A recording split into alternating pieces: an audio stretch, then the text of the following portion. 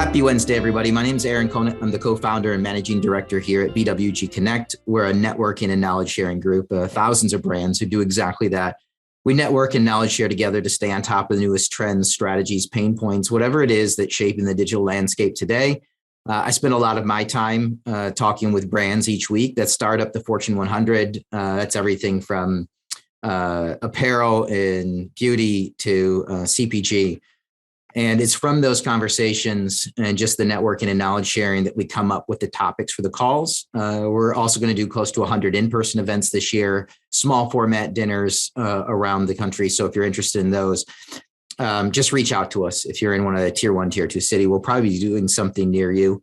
The other thing is just a couple housekeeping items as we get started. The first is we want this to be as educational, informational as possible. So at any point in time you have questions, feel free to drop into the chat, the Q&A, or email them to me, Aaron, Aaron at bwgconnect.com. And the other thing is we just want to be really respectful of time. So we're starting this at 3 to 4 minutes after the hour. And just so you know, we're going to wrap up with probably 3 to 4 minutes to go in the hour as well, maybe even a little bit more. We're going to give you plenty of time to get on to your next meeting without being late. And with that, I want to go ahead and kick it off. So this topic of online, I would say brand protection as a whole, right? It is something that people are struggling with.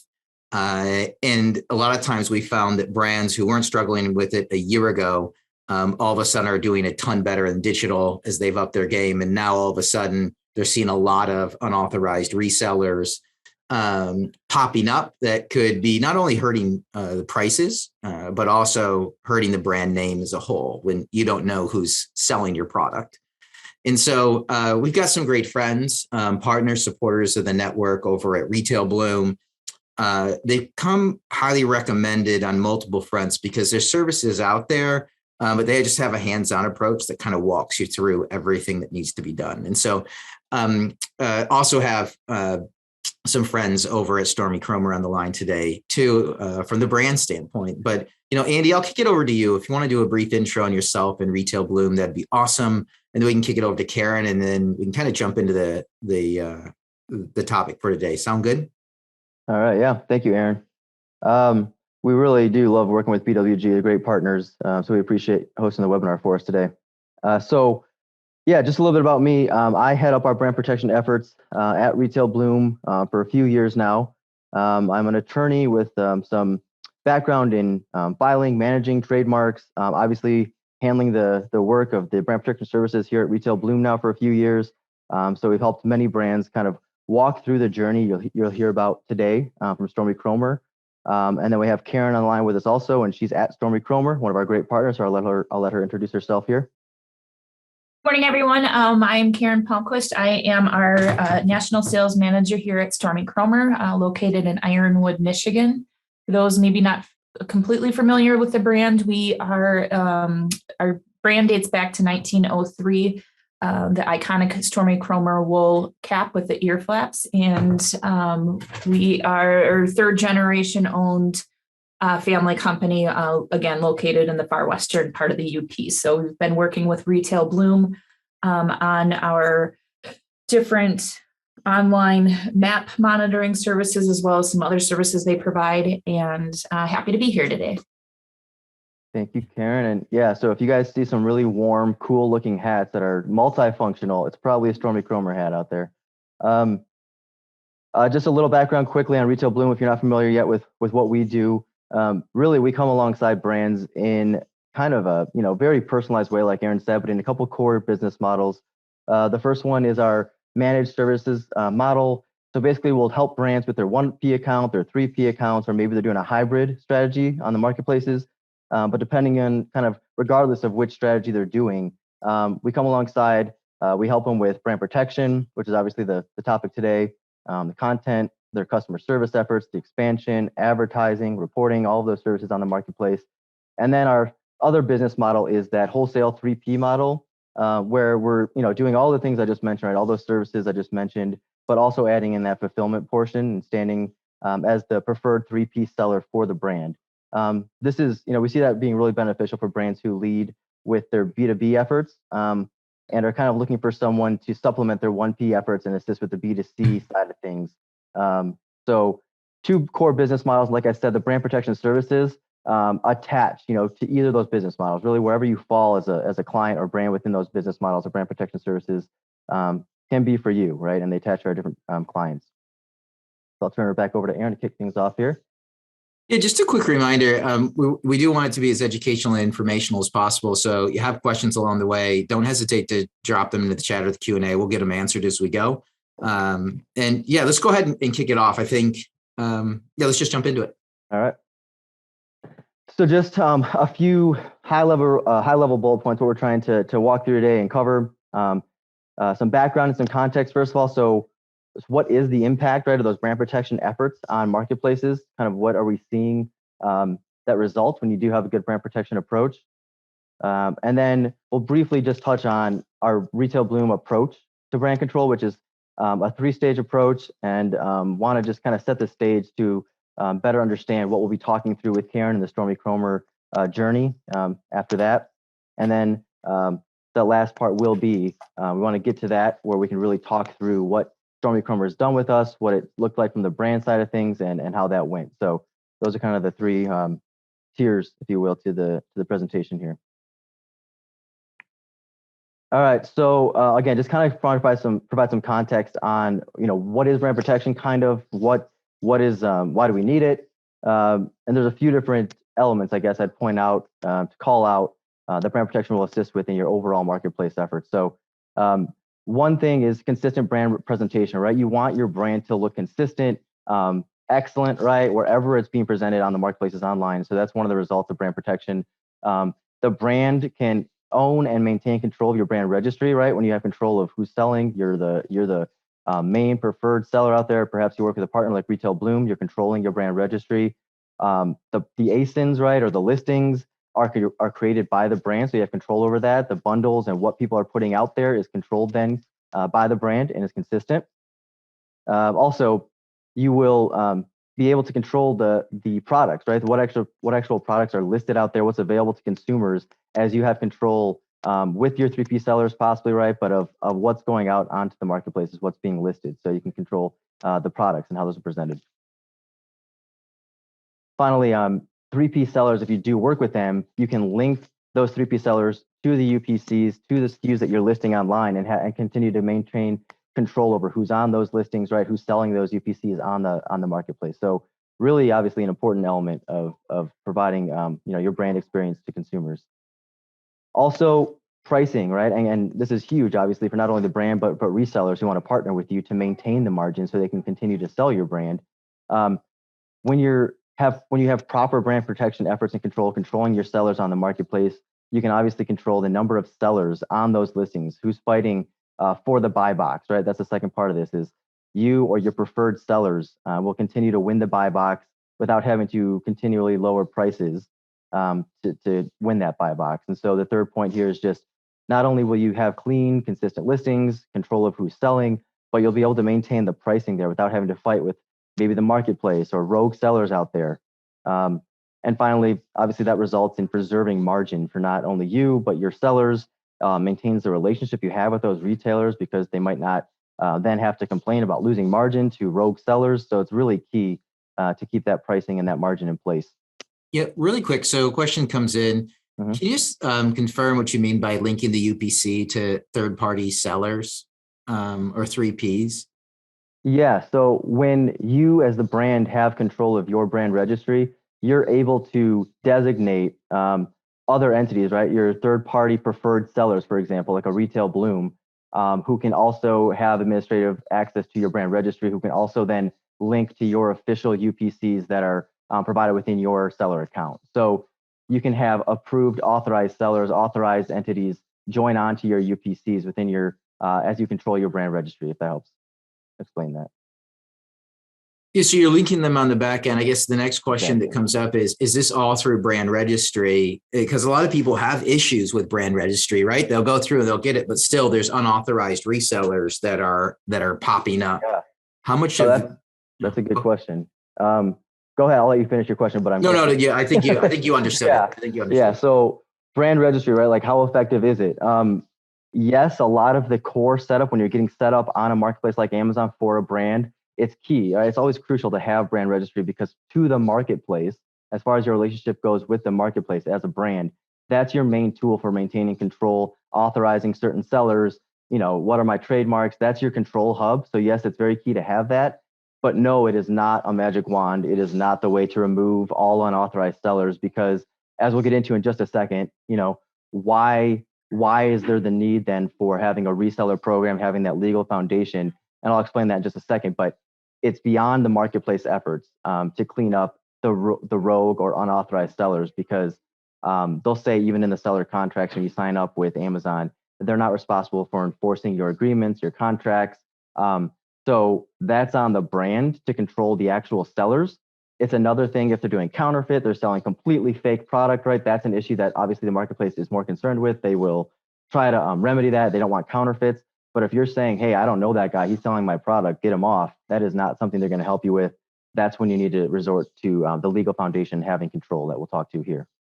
Yeah, love it. But then even as you have that put in place and you've done brand registry, I know there's a lot of, companies out there that have, maybe they're older, maybe they have strategic partners. They haven't gone direct on Amazon. They're using third-party resellers, and they want to be able to grant that access to those third-party resellers and yet still own their brand registry. Yes. So yeah, that's possible. But again, I would always recommend as the brand maintaining control and oversight of your brand registry and then granting access to third-party sellers as opposed to allowing the third-party seller to completely, open it, run it, maintain the access control because you want to ultimately have control as the brand of who's running it, what's going on in that brand registry. So awesome. Yep. Just another couple quick results, I guess, of brand protection that we want to call out, give you a little more context. So what you can do, in having control of your brand on those marketplaces is you'll be able to determine, right, who are the sellers that are not only listing products, but running ads. It can give you kind of a holistic view of your advertising efforts for your brand. And so part of what you can do with the policies that we'll touch on in a second is establish the requirements, right, for who is allowed to advertise your products on the marketplace and kind of provide the guidelines for that advertising. You'll also then be able to protect the sponsored product ads for your primary retailers. So you may want to make sure that there's certain 3P partners that you work with that are winning those or having as much control of those advertising efforts as possible. And you can protect that when you have a comprehensive view of who's selling and what products are out there. And finally, kind of what I'm hinting at, right, is you'll have your whole ad budget and you'll be able to forecast and kind of make decisions based on the total top line results, right? Who's selling, the total ad spend, you're getting results and reports from those sellers because you're authorizing them and working with them. So it really gives you a full picture of how your advertising is performing. Lastly, obviously, with that program in place and having certain authorized sellers, you'll be able to just communicate more simply what your strategy is and have it carried out on the marketplaces through those sellers. No, I love this from the standpoint that it's also getting into the advertising side of things as well. Right? When we think about holistic control, in most cases, we're talking about, removal of rogue sellers, unauthorized third parties. Even, sometimes they're great partners of yours. You just don't want them to own the Amazon channel or other marketplaces as well. And then I want to make sure, I want to run one more thing by you just because a question comes in. And I think that we're going to get to this in a little bit, right? The tactics for maintaining a limited number of sellers on listings and therefore, pricing compliance. Yes, I just have a question that comes in. We got some rogue 3Ps that are not authorized, but we haven't had support in removing them. And that's kind of what I think we're going to get to on the back half of this, right? Yes, definitely. Yeah. In just a second, we'll kind of explain that legal foundation I've been referencing and how that enables you to control who's selling and then the pricing that they're actually selling it at as well. Right, because at the end of the day, because of the first sale doctrine, once you've sold into commerce, anybody can resell it unless there's a specific legal reason that they cannot, a fundamental difference in the products that they're selling in some way, shape, or form. Yep. And you have to actually have a legal foundation for removing them. Otherwise, they just laugh, right? They're like, there's literally laws that protect what I'm doing. Right. Yeah. And that's true to a certain extent. Awesome. We need to that's why we want to equip the brands to have those legal tools in their tool belt to make sure they can actually remove the sellers and not just send them letters that they're going to laugh at, like you're saying, right? So that's definitely key, and that's something that we'll touch on in just a minute when we explain the whole approach that we have at Retail Bloom for kind of walking brands through that entire journey. So without further ado, right, here is that 3-stage approach. So it's if you break it down, really the first stage, we call it business case, strategy, and alignment. It's really an assessment where it even begins in that sales process where we're talking to you about what we do, how we can help, and we start looking at your brand presence, what's going on. Once we do start working with you as a brand, it gets more in depth, right? We start looking at the channel strategies you have, the policies you might have in place. When we get into stage 2, that's where we're talking to and working on the policies and that legal foundation that Aaron and I were just referencing, where we're actually creating with you your customized reseller program. So reseller policy, pricing policy, distributor agreement, whatever it might be, online selling policy that we need to make. So that's where we actually make that legal foundation to overcome the first sale doctrine that Aaron was referencing and start giving you control of who is actually selling for the brand. And then stage 3 is monitoring and enforcement, the part that probably everyone's heard the most about, which is getting you onto our tools, our online tools, our platforms where we're able to see internet-wide what's going on with pricing, with sellers, and actually do the enforcement either through automated efforts or, if we need to, escalated and offline efforts. So I don't want to spend too much time on this slide because Aaron and I did just kind of touch on it, but why do we need that foundation to overcome the first sale doctrine? The first sale doctrine has been around for over 100 years. It's been codified by the Supreme Court, right? So it's real, it's a thing. Anyone can sell trademark product without, as a general rule, infringing on your trademark, right? They buy it, they resell it. That's not infringing on your trademark. So brands have, thankfully, received a way to overcome the first sale doctrine and actually control who is selling. And as Aaron hinted at, it's called material differences, right? What we need to do is we work with brands to create your reseller program and say, hey, here's our product. This is our product. This is what makes it authentic. And the material differences that we're formalizing in this program are important enough where if you're selling outside of our program, you're confusing consumers, you're infringing on our trademark, and we're able to come after you under trademark law. The 2 types of material differences that are most often recognized and used: product characteristics, and that includes things such as a warranty that might attach to your product, the returns policy you might have that comes along with your product. Maybe you register your product for customer support, customer service efforts, all of these different things that attach to the product to make it authentic and sold through your authorized channels, right? Number 2 is quality controls. And so that's things like how the product must be shipped, maybe the customer service efforts that the brand wants the resellers to have ready. Maybe it's storage, right? How the items are stored. So lots of different ways that we're able to take what the brand wants to do with the product and what attaches to it and create that legal foundation to overcome the first sale doctrine. Yeah, and I think I just want to jump in here because I think that's one thing that's really important to note there is you're not changing your products, right? This isn't making separate different products for every marketplace that's out there. It's saying, even, well, it's quality controls. It could be warranties, right? Where the manufacturer's warranty is only applied when it's sold through authorized resellers. And therefore, you don't have to touch the product, the design, the packaging, anything. Right. You literally can put a policy in place internally that then applies to everything and changes the product characteristics from something that's sold from an authorized reseller versus an unauthorized. Yeah, no, that's a good call out. Yeah, this isn't something where we're working with the brand to create a new type of product or new packaging and all that stuff to give you the protection. Almost virtually every single brand I've worked with, we're able to really take what you are already doing, the process you have in place, the warranties, whatever it might be, your packaging, and create and formalize those material differences from what you're already doing. We're not really trying to reinvent the wheel for the brand. Yeah. Awesome. So finally, that 3rd stage, right, which we are going to get into the real world example with Stormy in just a second of monitoring and enforcement. There's 4 keys that we like to focus on at Retail Bloom for doing this effectively. The first is visibility. So making sure that we have the tools in place to see not just marketplaces, but to see retail websites, to see internet wide what's going on with your product, which you can see in the 2 screenshots, top and bottom. One tool, right, that we have that looks at marketplaces, sees all your listings, all the sellers on the marketplaces that you might want scraped, And then this tool on the bottom, you see there, our Track Street tool, that can actually look beyond marketplaces also to all the retail websites that are out there selling your products. So we want to make sure you're seeing what's going on. And then efficiency. So these tools are obviously completely able to be automated to 100%. You can set them up, customize them. And that's our third element, is customization. You can set them up. You can say, this is exactly what we want. This is how we want to do our enforcement, and let the tool run. Or of course, you can step in with manual operation whenever you want to at any point too. So, but efficiency is key, because we know there are brands with like thousands of UPCs, right, that we're helping, that have thousands of listings, and no one person has the time to sit there and start writing out letters to all these sellers or scanning every listing.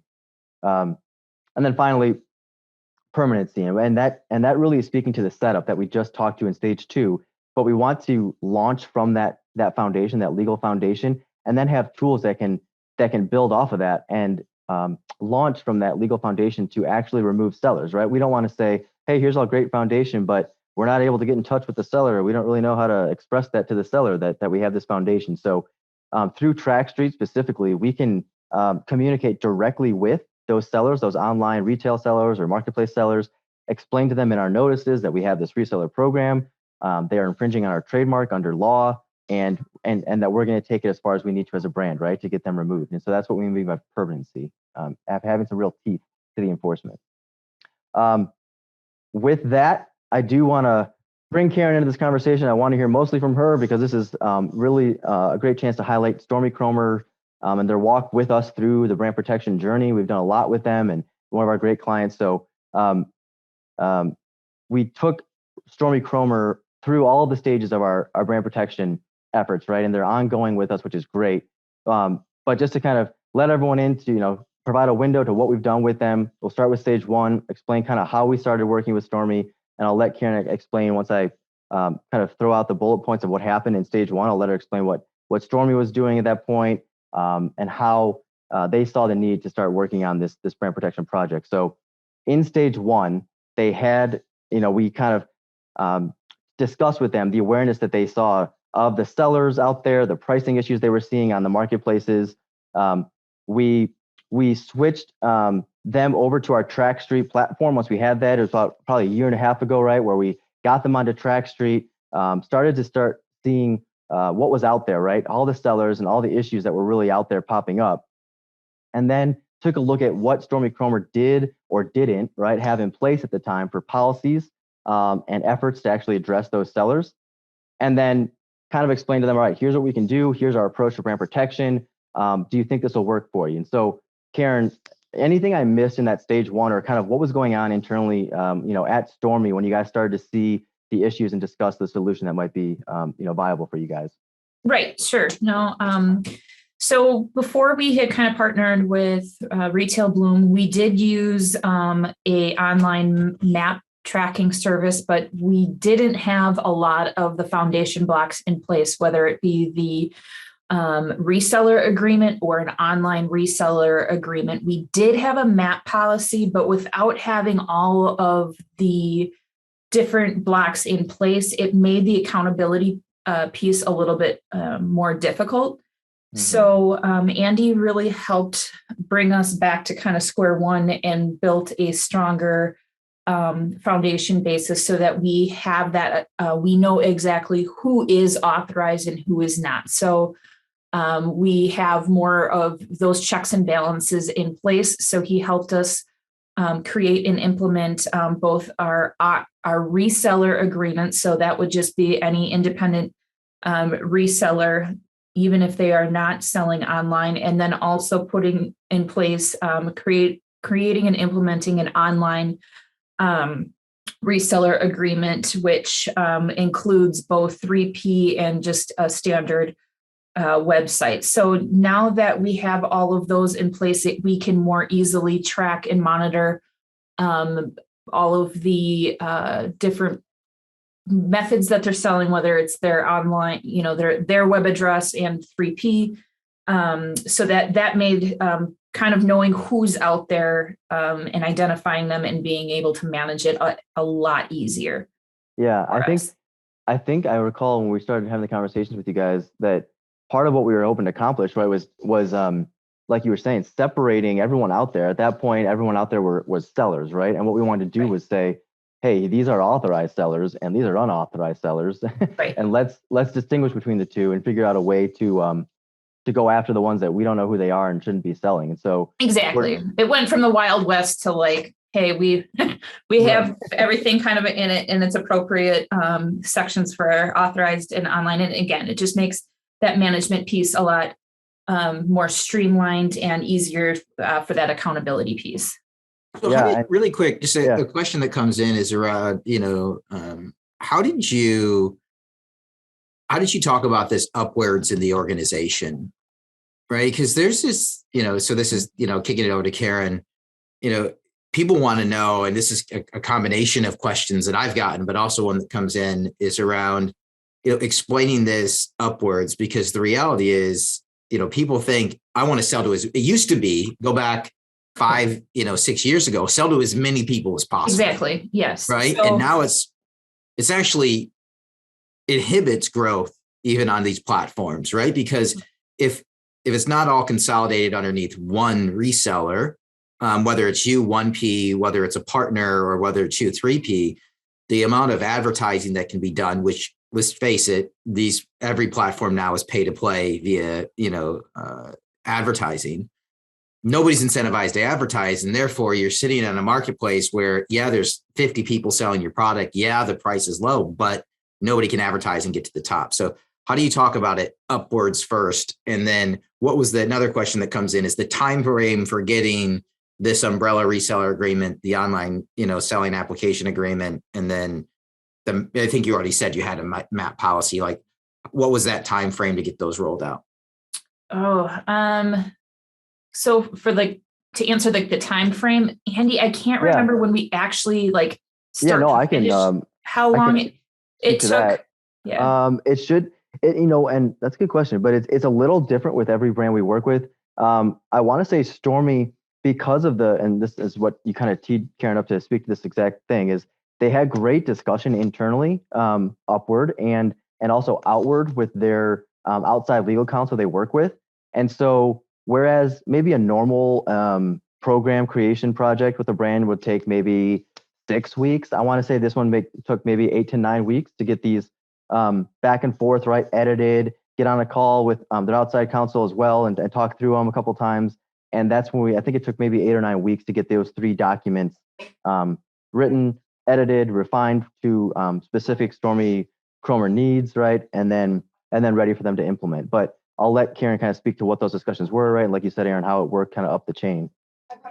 Right. And so, me kind of coming on board and managing all of our wholesale accounts, you're right. It did kind of, first you'd be interested in selling to, just to get those sales. But as, the brand presence has really grown, we kind of figured out that it's not really helping the presence of the brand when people aren't following, that MAP piece. So without having a greater knowledge of how to implement or create and implement that ourselves, we utilize the help of Retail Bloom to put that in place. So, our upwards management team, were really supportive, but again, we didn't really know, and have the expertise to do that ourselves. So it was great to be able to partner, with Retail Bloom to do that. And then again, they were very receptive, to having our legal team, review and make edits to the documents before we rolled them out.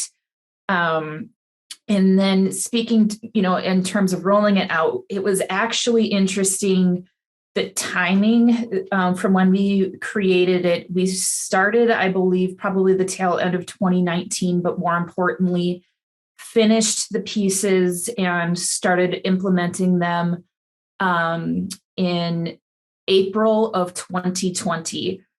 And that was a really critical point for our brand, just because of the whole shift with the pandemic from our brick and mortar stores to our online. I don't think it could have, come at a better timing, because we had a lot more control and bandwidth over that online presence. So it only helped, increase our presence, in a professional selling place, with online, and really tightened down those unauthorized sellers and people not adhering to the map.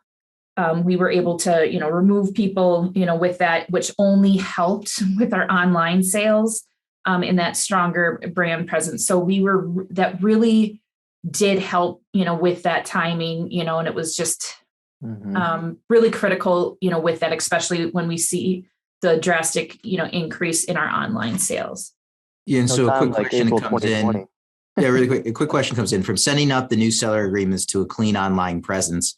How long does that take in your experience? And I'm sure it's going to depend, like, where you're selling and like how many people that you authorize for, like 3P, for instance. One of our strategic goals is we had, Andy, I think probably over 13 or 14 people, that we had authorized to sell on Amazon, plus people we didn't know. And we really, our goal was to kind of condense that down into a much smaller number. So those were kind of different blocks or goals that we had set in place. Number one was, the authorized, figuring out who's authorized and the agreement. So it was kind of, I want to say maybe a 2-year phase where first we implemented that, then we were able to crack down and cut down on, some of our problematic sellers. And, now we have like our goals, going into 22 and 23 for continued cleanup. So, it just kind of depends, where you are in the process, what it kind of looks like, like how many, again, 3P, how, we had some problem areas and, it kind of looked a little bit messy, on 3P, but I would want to say it really within 2 years, it really started to look a lot better. Like where we are today to where we were 2 years ago, it's completely night and day. Yeah. And that actually leads right into this next slide we're going to discuss, which was, when Stormy, initially we did the reseller program, they started implementing that with their sellers. And then we got them on TrackStreet, like we said, and then we were also using the seller site marketplace tool that we have at Retail Bloom.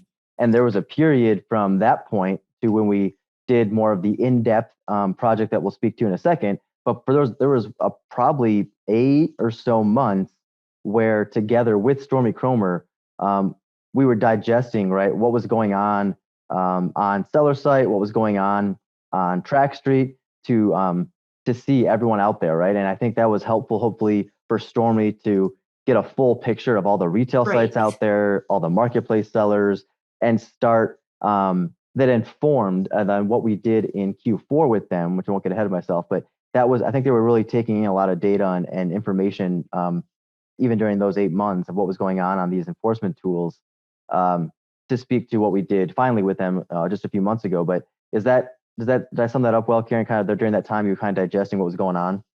Yeah, it was digesting going on. We had to break it down into phases, because some of the problem areas, they were authorized dealers at the time, but then it was exiting out of that, those selling, partnerships and, kind of identifying also like who's a real partner and who is not. And, so it really kind of shifted the mindset, of the business in identifying both your problem areas and then also who your key partners are and really helping create a better relationship with them and to drive sales. Yeah. And so in the stage 3, in the monitoring part that we're just speaking to right now, you can see on this slide, right, we did the seller site marketplace enforcement, and then we had the visibility ongoing of everyone out there through TrackStreet with them. In TrackStreet, right, we kind of set up the workflow. I know Karen and I spent some time going through how that works in TrackStreet to create the exact enforcement process you want, and where you want to enforce, right? Are we focusing in on Amazon this month? Are we focusing in on all the marketplaces and trying to clean those up currently? So we kind of talked through that, but then we explained to Stormy Kromer, I think it was getting into Q3 last year, that we could do more through maybe like a full service project with them where, basically I said to Karen, what do you guys need? How can we come alongside you to better assist you using TrackStreet, using these tools and cleaning up your marketplace presence? Is there more we can do, kind of like I said, full service, right? And so we went back and forth, kind of trying to figure out the best way to structure this project. And like I said, they were taking in the information about who was disruptive, who was out there in the marketplaces. And finally, we came to the conclusion that what they really needed was digging into some of these rogue sellers out there, to find out, right, like who they are, where they came from, how to get a hold of them, how to reach them, and then address them, right? Whatever that kind of addressing looks like, whether it's by Stormy, whether it's by Retail Bloom.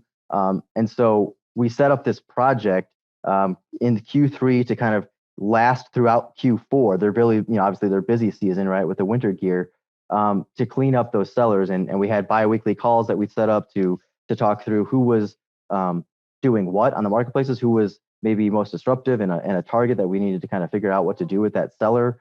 But I'll let Karen kind of speak to how we came to this project and kind of what that looked like internally to get this project going.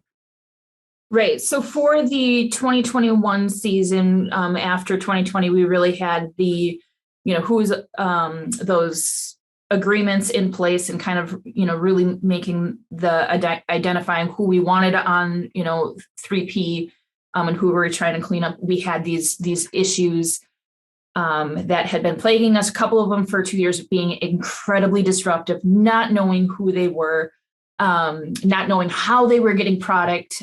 So that was one of our focuses, because it was being so disruptive. Then our authorized, it was hurting the buy box. And so, with our authorized dealers, we really needed to make this a top priority for 2021. So in that quarter, Andy had helped design an additional service to really key in on these problem areas.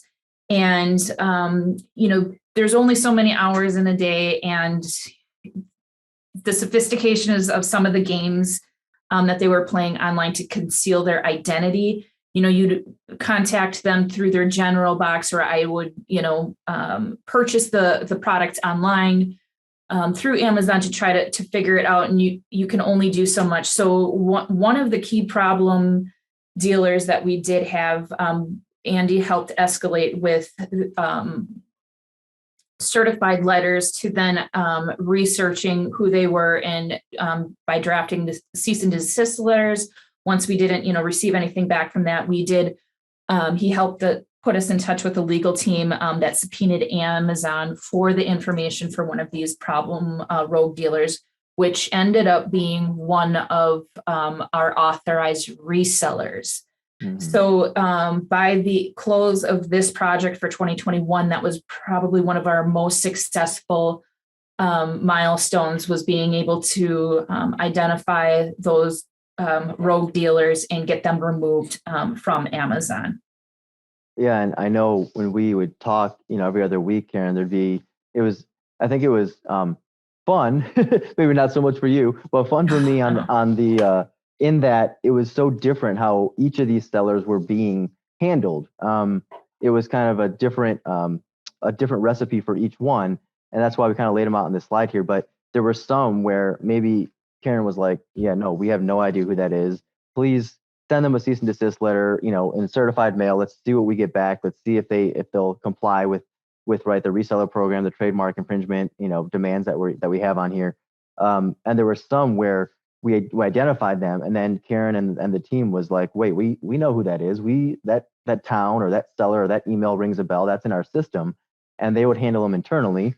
And then, like you said, there was a couple that we had to escalate because either we could not find the identifying information through any kind of effort online, we could not get the information we needed about who these people were, or they were not complying. They were just remaining super disruptive, and had to escalate through a partner, a law firm partner that a Retail Bloom works with often, to subpoena them, right? To subpoena Amazon, provide the real identity of these sellers, and send those escalated communications to those sellers. And thankfully, with that identity in hand, right, Stormy Kromer knew who they were. So there's several different ways that as we were identifying these sellers and figuring out who they were addressed, which was great, right? Kind of like collaboration, teamwork of different ways of addressing the sellers. So what, I guess, Karen, I would just kind of ask, like, internally with your sales reps and even up the chain, as we were identifying some of these sellers, and then you had to take some of those efforts internally and either call them or email them.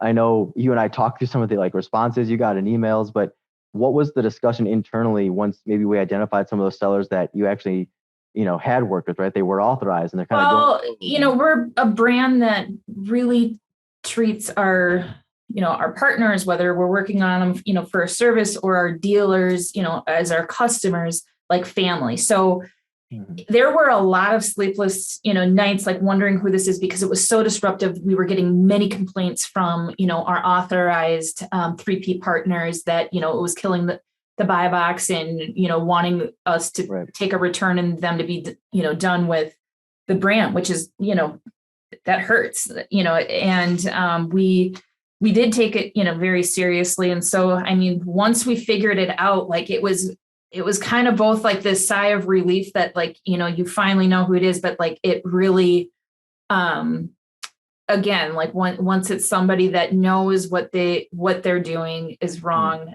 and it was kind of like relief, but like you were still like, a little bit upset that you were kind of duped for that long by somebody that knows the rules.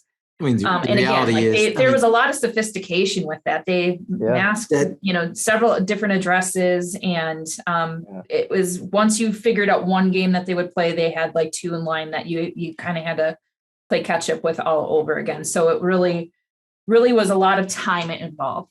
So a quick question that comes in around the TrackStreet piece. I know a lot of people are using different tools today. I think we kind of highlighted it's not enough just to have the tool, right? You identify it. Well, so what? And the easiest ones to pick off, right, in the whack-a-mole scenario, they're not moving volume anyways, right? It's the hard ones that are doing this sophisticated, back-end workaround.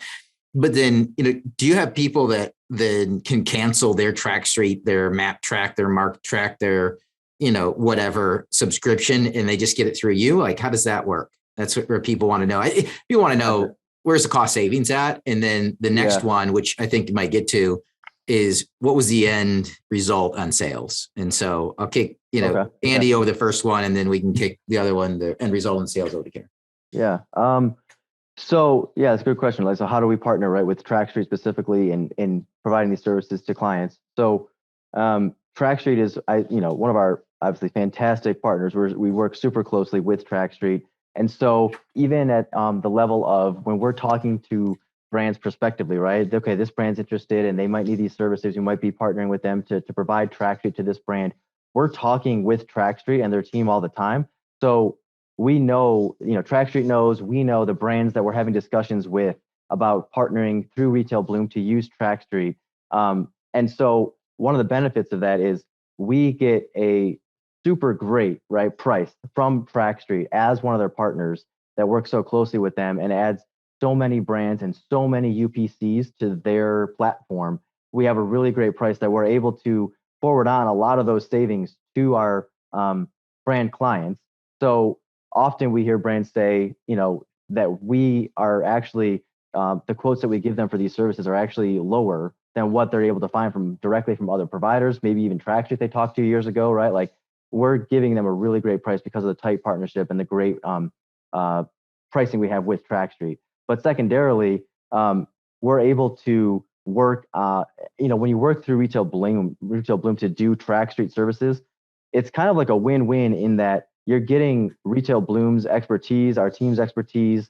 I think Karen would probably be great to speak to this. You get our expertise and our help with TrackStreet, troubleshooting, setting it up, all that kind of stuff. But you also have access to our TrackStreet reps and the people that support our whole client portfolio at TrackStreet. So you kind of get double the expertise, double the support. And if you're doing anything else with Retail Bloom, if you're doing advertising, if you're doing content like Stormy Kromer is, for example, you're able to use the internal collaboration that we have at Retail Bloom right across our teams to really inform what you're doing on a TrackStreet or on our brand protection solution so that it's connected to the buy box efforts, the content, and the merging of ASINs and whatever else you might be doing with our client services team. So hopefully that informs kind of that, or answers that question of how we work with TrackStreet, get people loaded up onto TrackStreet. So the end results, and maybe we're going to get there anyways, right? Is people want to know Does it increase my sales, or am I just swapping from one to the other? Yeah. But I'll let Karen speak definitely to the sales portion for Stormy, and I'll just ask you. Right. In the sales portion, and also there's a question down in the box and it kind of relates to like my answer to the question, like making sure you have the balance of the ROI for what the cost involved is.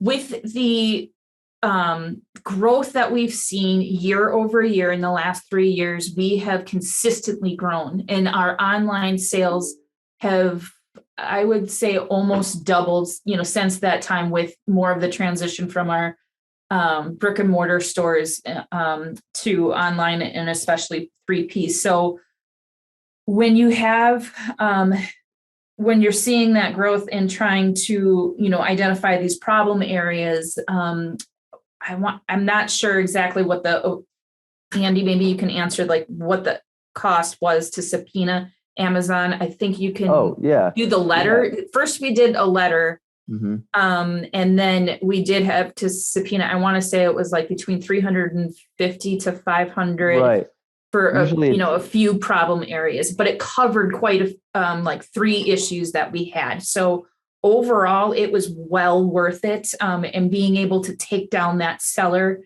and have a clean marketplace, it only has strengthened, the sales with that. Yeah, to your point, Karen, I think when you're talking about that, like escalated and offline effort, when it's really disruptive seller, they won't comply. That cost on working through our law firm partner to do the subpoena, the investigation, identify that seller was, it should be around, I want to say like 400 to 500 to do that subpoena effort. And you can put more than one seller. You can put up to, I want to say 10 to 15 sellers. If you're like, hey, we have this program, they're infringing on our trademark. We want to know who these people are, and ask, subpoena, right, Amazon to figure this out. That effort can be done for, like you said, hundreds, right? It's not thousands, it's hundreds of dollars to get that information. And that's obviously really helpful. So as you were speaking, I was just kind of filling in the bullet points here of the results of that full service project. So we had the 33 problem sellers that Karen initially identified kind of as, hey, these are guys we need addressed in one way or the other, right? Removed, identified, and we'll handle it, whatever it is. There were 33. After about 3.5 months of doing this project, you can see the results there, right? 17 of those are completely gone and not selling anymore from the marketplace. They're removed. There were another 3 that were addressed internally by Stormy Kromer. They're like, hey, we know who these people are. We'll handle it.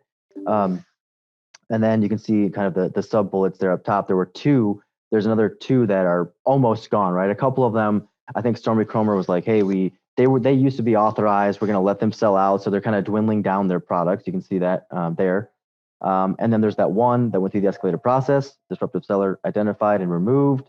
There's one retail website that actually Stormy Kromer was like, we know them, we like them, they're able to sell. They signed on to our authorized retailer program, so they're in. And then just summarize that last part there of how many cease and desist letters we wrote, sent out, tracked for Stormy Kromer throughout that project was about 20 different letters which really speaks to, I think, that 17 number up top, the 17 sellers removed, right? A lot of those letters went to those type of sellers that complied, didn't want to have any further legal action, obviously, against them or anything like that, and got removed. But,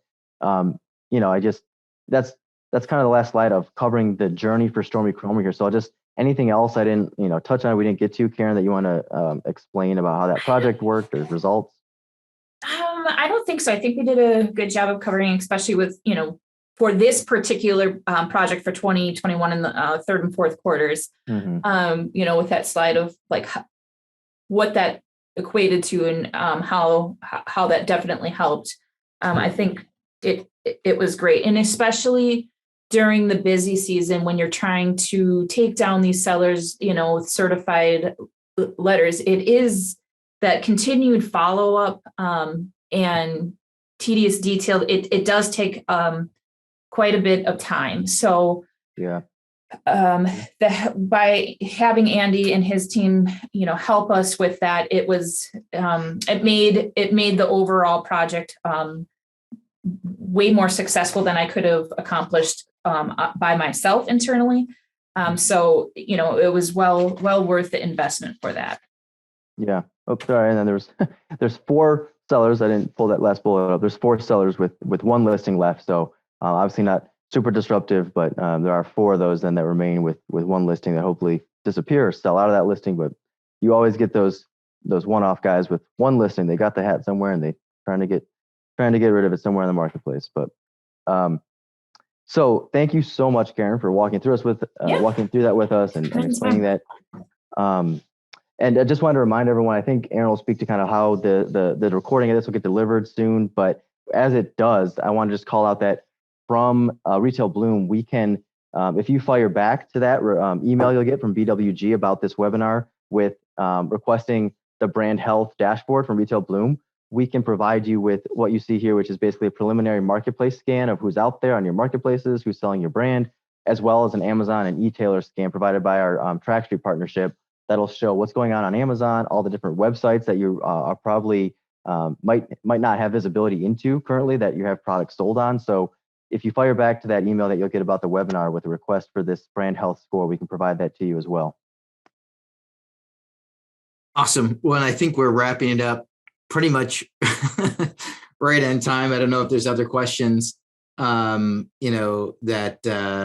come in. I mean, here we have, what is the difference between level 1 and level 2? And in a situation like you're describing, is it a monthly cost? If so, on average, what does that run is kind of the questions. Good question. Yeah. So level 1, level 2, when I was referencing the cease and desist letters here, basically we'll, and I'll do this with many brands, right, where we'll send out a cease and desist letter that says, let's say more nicely, right? We have a reseller program in place, right? Stormy Kromer, we have this program in place. You're infringing on our trademark. Please stop selling. Please comply by X date, right? Or we're going to have to escalate this further, right? If they don't comply, they're still selling after a couple of weeks or whatever time frame the brand might set.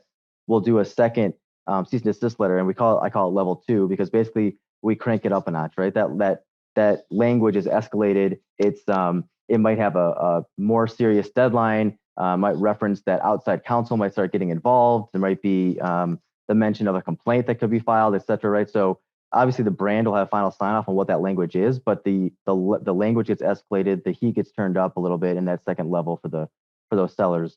And to your question about kind of the cost or how the fee was worked for this project, it was a monthly fee. We built a project for Stormy where, hey, here's what we'll deliver, right? Here's what we'll be doing. And then there's a monthly fee associated with that. And that's typically how we would operate with the brands doing our brand protection efforts. There's a monthly fee for the TrackStreet services or the seller site, the monitoring and enforcement services. And if there's a full service element to that, because we do provide the full service model, right, where we're actually running TrackStreet for the brand day to day and operating the enforcement platforms for them, it'll be a separate monthly charge to do that. Typically, depending on the amount of UPCs, right, the tasks involved, right, if we're doing a lot of seller investigations or not, the fee will typically range between, I want to say, $1,200 to $1,500 or so per month on that type of service. So. Awesome.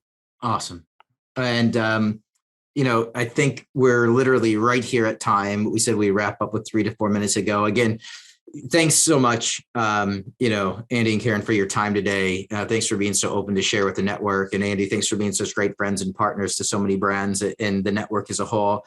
Look for a follow-up email from us. I'd encourage everybody to have a follow-up conversation with the team here at Retail Bloom. At least ping them for that brand scorecard. I think it's worth it. But also, if you're having any issues in this area whatsoever, they're helping a ton of brands and just come highly recommended for their services. Also, Amazon 1P, 3P account management as well. I'd pick their brains and put some time on the calendar. From my standpoint, I'd love to have a conversation with you as well. Look for a follow-up email from me. It's from those conversations that we can network knowledge share for the network as a whole, but also it's how we get the ideas for the next round of topics as a whole. We try to stay really relevant, not scheduling anything more than 8 weeks out. Also, if you ever have any questions or you need any recommendations on service providers, and that's anything from Amazon, obviously brand protection, to drop shipping, to paid media, to any of the craziness, the chargebacks on Amazon, or on the direct to consumer side, replatforming, platform selection, performance marketing, don't ever hesitate to reach out. We've got a short list provided by the brands in the network. And with that, we're going to wrap it up. Hope everybody has a fantastic Wednesday. Everybody take care, stay safe. Look forward to having you at a future event. Look for a follow-up email from us. We'll be in touch. Thanks again, Andy. Thanks, Karen. All right, everybody. Thank you. Have an awesome